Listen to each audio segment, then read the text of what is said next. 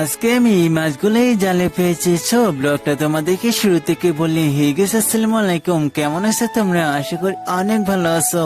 তোমরা এই জালটা দেখতে পাচ্ছ, এই জালটা কালকে পেতেছিলাম আমি সন্ধ্যাবেলা, আর সকালবেলা এসে দেখি এই সুন্দর মাছগুলো আমার এই জালে বেজেছে। জালটা দেখে আমি যখনই বাড়িতে আসবো দেখি ছোট্ট গাছে কত সুন্দর কলা হয়েছে। আসলে এই কলাগুলো কিন্তু অনেক সুন্দর। যাই হোক, তারপর আমি বাড়ি চলে আসলাম, আর আমার হাতে এই ডাব্বাটা দেখতে পাচ্ছ, এই ডাব্বাটা কিসের? আসলে আমি 1 মাস ধরে এই ডাব্বাতে টাকা জমিয়েছি। আজকে আমি দেখবো এই ডাব্বাতে আমার কত টাকা জমা হয়েছে, তোমাদেরকেও দেখাবো। তারপরে আমি ডাব্বাটা কেটে টাকাগুলো বের করতে লাগলাম। আসলে আমি নিজে বলতে পারবো না এখানে 1 মাসে কত টাকা জমা হয়েছে।